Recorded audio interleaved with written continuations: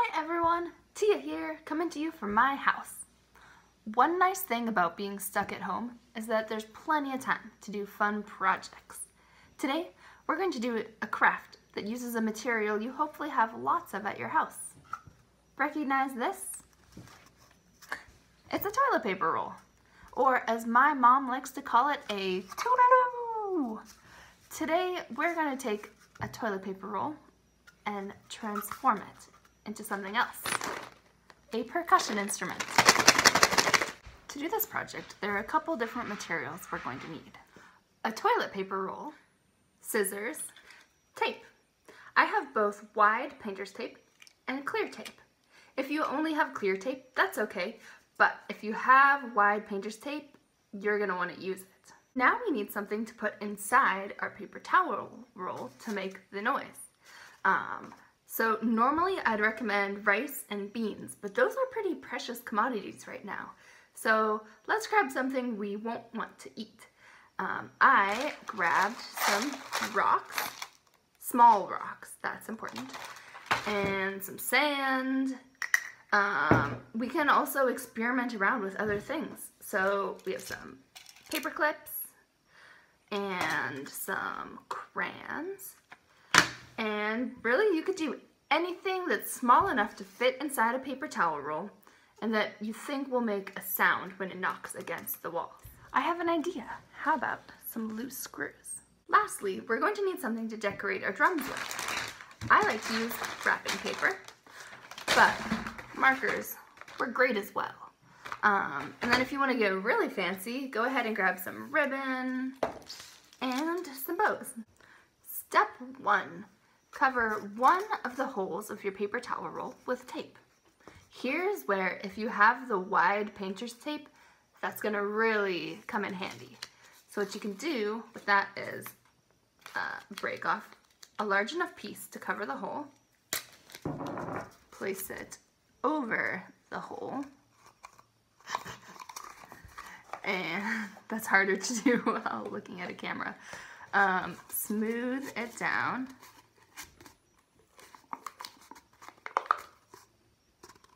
And you have your hole covered. If you don't have large painter's tape, that's fine. This clear tape is gonna work too. It's a little bit more complicated, but it does work.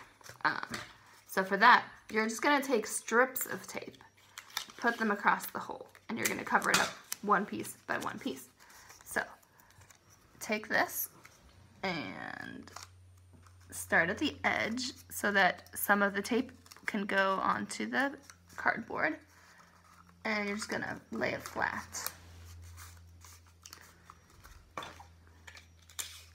Then you'll put another piece of tape overlapping with that piece of tape so that it's gonna act like a large piece of tape when it's all said and done. Take another piece of tape, overlap it with that one. That piece was a little short. I would recommend making them longer. I got a longer piece this time. Lay it across, smooth it down. This didn't work as well as I'm hoping, so I'm gonna go back over it in the opposite direction. Step 2, pick whatever material you wanna use to make noise with. I'm gonna start off with a handful of screws. Grab a small handful of it. If you were using rocks, you'd maybe grab like 3 rocks, 3 or 4. Using crayons, maybe 3. Paper clips, just grab a small handful. Sand, grab a couple spoonful. Spoonful of sand makes the medicine go down. Now put it into your roll. Missed one. Now that you have noise-making materials in your toilet paper roll, you can cover the other end. So repeat the same step from step 1. So if you have the painter's tape, just cover up that hole. If you have the clear tape, you can make the lattice again of tape to cover it up. Now that you've covered both ends with tape, give it a little test shake and see if you like the sound it makes. Nice. I'm happy with that. But if your drum isn't making enough noise, just take one of the ends of tape off, empty it, put something else in there. So now this sounds like a drum, but it still looks like a toilet paper roll. So now it's time for us to get creative and decorate our drum. If you want to use markers, you can draw your design right on your toilet paper roll. You can draw anything you want. What do you want to draw? Maybe you want to draw some stripes, polka dots, squiggles, or music notes. Or you could draw a whole scene. Maybe some socks dancing, or a gardening cat. The sky is the limit. In fact, you could draw the sky. Why not? If you don't feel like drawing today, covering your toilet paper roll with wrapping paper is a great way to make it fun and colorful.